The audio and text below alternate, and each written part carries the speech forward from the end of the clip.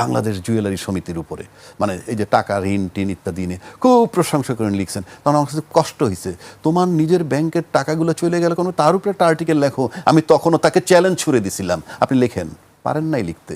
আর পিছনে ঘটনাগুলো চাপা পড়ে যায়, আমরা ভুলে যাই, নতুন কিছু নিয়ে আলোচনা শুরু হয়ে যায়। কিন্তু সম্প্রতি আমরা দেখছি যে সীমান্ত এলাকায় পৌঁছিন অনেকের ঘটনা অনেক দিন ধরেই চলছে, সেটা চেষ্টা করছে এবং বলছে যে বাংলাদেশ ভারতের মধ্যে যে সম্পর্ক আছে সেই সম্পর্কটা একটা চাপে বা টানাপোড়েনের জায়গায় এসে পৌঁছেছে। আপনি কি মনে করছেন আসলে যে এই জায়গা থেকে উত্তরণের পথ কি? আচ্ছা, এই জায়গাটা বলি, তার আগে একটু সংক্ষিপ্ত একটু জিনিস অ্যাড করি। আমরা দেখেন এই যে কতগুলো খুনের কথা বললো, 605টা খুন। দেখেন এই খুনের বিষয়, খুন ধর্ষণ যা কিছু হোক, এর সাথে কিন্তু বাংলাদেশ আইন শৃঙ্খলা পরিস্থিতি তথা স্বরাষ্ট্র মন্ত্রণালয়ের ইনভলভমেন্ট সবচেয়ে বেশি।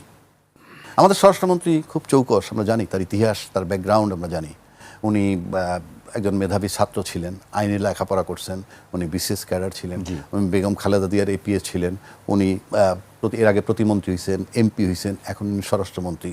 তার যোগ্যতার মাপকাঠি অসাধারণ এবং অসম্ভব সুন্দর আমি বলবো।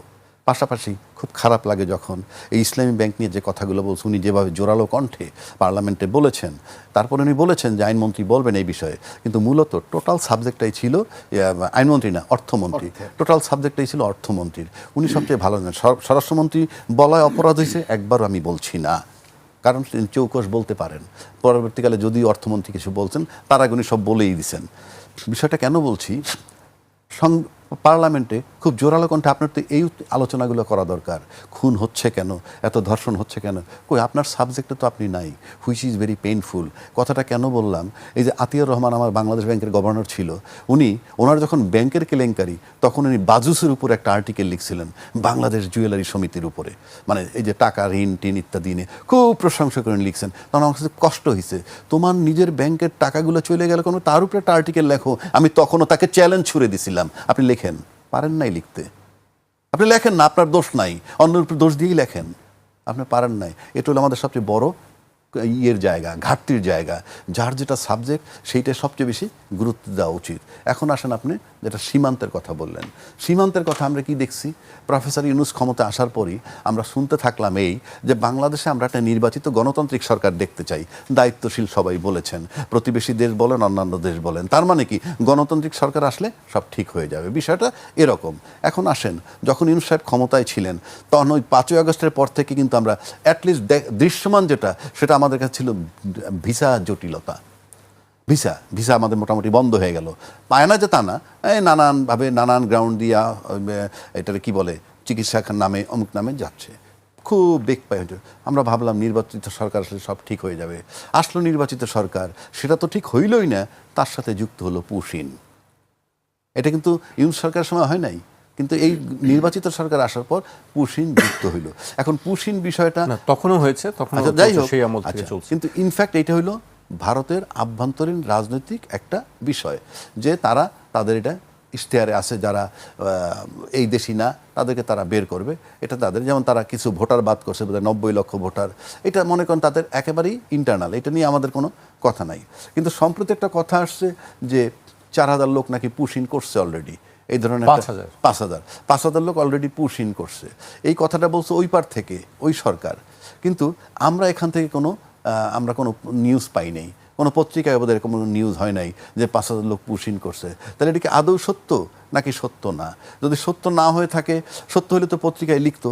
আমাদের কাছে কোনো খবর নেই, আপনাদের কাছে কোনো খবর নেই, তার মানে এটা হয়তো আদৌ হয় নাই। এটা এমন হতে পারে যে তাদের আগামী লোকসভা পর্যন্ত, নির্বাচন পর্যন্ত এটা চলমান থাকবে, কারণ তাদের এটা ইশতেহারের মধ্যে আছে যে যারা মানে নাগরিক নয় কিন্তু থাকার যে ক্রাইটেরিয়া আছে, সেই ক্রাইটেরিয়ার বাইরে যারা থাকবে, অমিত শাহ বলেছেন যে 1 কোটি মুসলমানকে বাংলাদেশে পাঠিয়ে দেওয়া হবে, এটা তাদের আভ্যন্তরীণ সিদ্ধান্ত। সুতরাং সেই বিষয়ে আমি তেমন কিছু বলতে চাই না আপাতত। তবে একটা বিষয়, যে বিজিবি নাকি সতর্ক অবস্থায় রয়েছে এবং আমাদের পররাষ্ট্র মন্ত্রণালয় থেকে নাকি 12-13 বার চিঠি লিখছে। এই যে 12-13 বার চিঠি লিখছে কি জন্য, এই পুশিন সংক্রান্ত চিঠি যদি লিখে থাকে, তা 12-13 বার লেখার পর একটা বিষয়ে 12-13 বার চিঠি লেখা, সরকার আসলো মাত্র 100 দিন প্লাস, তাতে 12-13 বার চিঠি লেখা মানে আমার ওজনটা সম্পর্কে আমার ধারণা হচ্ছে যে প্রতিবেশী দেশে আমার 13টা চিঠি লিখতে হয়েছে।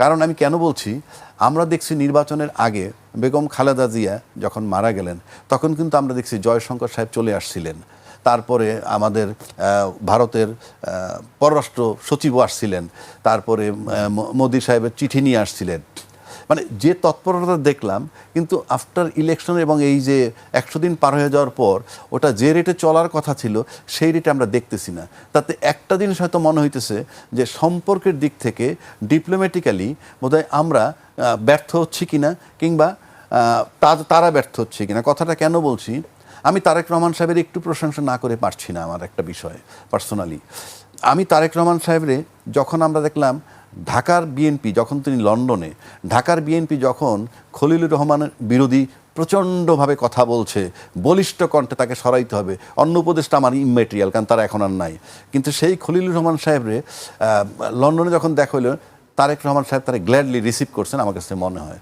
এবং তাকে যে আজকে পররাষ্ট্রমন্ত্রী বানাইছে, আপনি চিন্তা করেন যে আমাদের রাজনীতিতে রাজনীতি আমাদের সাথে দীর্ঘ 20 বছর যাবৎ চলমান মনে করেন, কিন্তু ম্যাচিউরড হয়ে গেছিল এই ইলেকশনের পর। এই গত 24-এর যে নির্বাচনটা হলো 7ই জানুয়ারি, একেবারে সাংঘাতিক ম্যাচিউরড হয়েছে। কারণ ভূ রাজনীতির তামাশা না, ভূ রাজনীতিতে বড় বড় পরাশক্তির গেম হয়। সেই ভূ রাজনীতির ক্ষেত্রে এবং ভূ রাজনীতির স্বার্থে শেষ পর্যন্ত হয়তো শেখ হাসিনাকে চলে যেতে হয়েছে। কিন্তু এই যে খলিলুর রহমান সাহেব, আমাদের তারেক রহমান সাহেব চুজ করছেন, একজন মন্ত্রী বানাইছেন, পররাষ্ট্রমন্ত্রী, এবং আজকে জাতিসংঘের সেশনের জন্য যে প্রেসিডেন্ট, এখানে আমি মনে করি তারা এই রাইট চয়েস। বিএনপিতে কিন্তু আমরা উচ্চশেখের এক ধাপ আগে গেছে। থার্ড থিংটা বলে দিই যে ওনার মতো একটা চৌকস পররাষ্ট্রমন্ত্রী পাওয়ায়, উনি দেখেন আমেরিকার পরীক্ষিত বন্ধু হিসাবে আইডেন্টিফাইড, বাট উনি কিন্তু একই সময় ভারতে যাচ্ছে, চায়না যাচ্ছে, রাশিয়া যাচ্ছে, আমেরিকায় ম্যানেজ করে।